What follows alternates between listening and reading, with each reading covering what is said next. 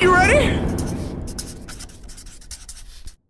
Like, there's an interesting relationship to the consumer as a comic, even more so than like a musician. When you obviously I'm singing and you're watching the crowds, but I get that feedback from the digital media. Yes. You get what I mean? Like, Yeah. this song's streaming well. Yeah. This video got this many clicks. Yes. Blah blah blah. Right. Yes. You go out there night in and night out, and you're working on your craft, but like there's this weird relationship with the consumer because you're like, you need them. You need their feedback. You need to understand them. You have to. More than anything, any other entertainer almost. Like, it's such you get instant kind of where you're at. You get a gauge of instantly where, like, I wrote a joke this morning, which I'm trying tonight for the first time.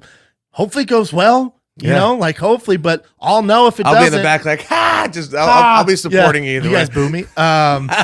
Yeah, but also with comedy, it's kind of, you know, like, to relate to baseball, it's like, let's say some new hotshot got on the baseball team. If he can hit the fastballs, like, yeah, he deserves to be here. Right.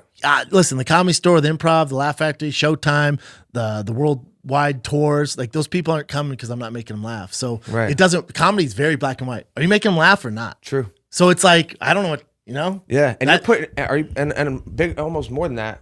You're putting ass in the seats. You know what I mean? Ass in the seats is a big one, but the only difference with that, like, you know, Charlie Sheen or some of these other, like, YouTubers or like actors who want to be stand-up comedians, they might put ass in the seat for the first time, but then after that, if there's no act or they don't want to be comics, it shows like you wouldn't believe. The cream rises to the top at the end of the day. I'm telling you, like, you might get a famous actor or YouTuber who are like, oh, that's the guy that we've been watching.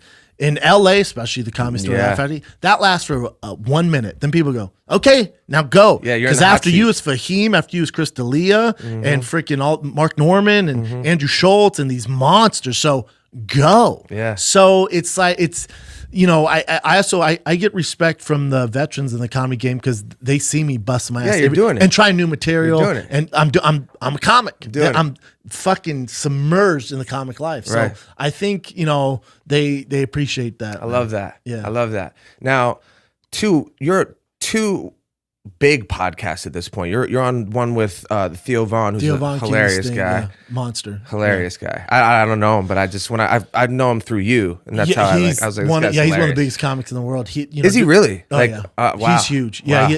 I think he's gonna tape a special for Netflix end of the year in LA. But around like the Comedy Store, it's like him and Andrew Schultz are the next, like, you know, there's Bill, there's Rogan, there's Chappelle, but then there's those guys who are like, it's boiling. Yeah. That's them. It's Theo Von's, the Mark Normans, the Santinos. There's this crew below there. I had Santino over here playing beer pong. Oh, he's the best. Yeah, he lives close. Oh, super close. Yeah, super close. He was saying that. Yeah, he's the best. I'm gonna get up with him again. We had a good night. But yeah, there's those guys. So, but doing a show with Theo and then doing a show with Brian, it's like. Yeah, I'm Steve Kerr on the fucking 93 Chicago Bulls, where I got some skills. I'm not Michael Jordan. I'm not Scottie Pippen. I'm not Rodman. I'm on the squad though, and you know I'm around it, so I'm picking up this. But I'm sparring with these guys every week.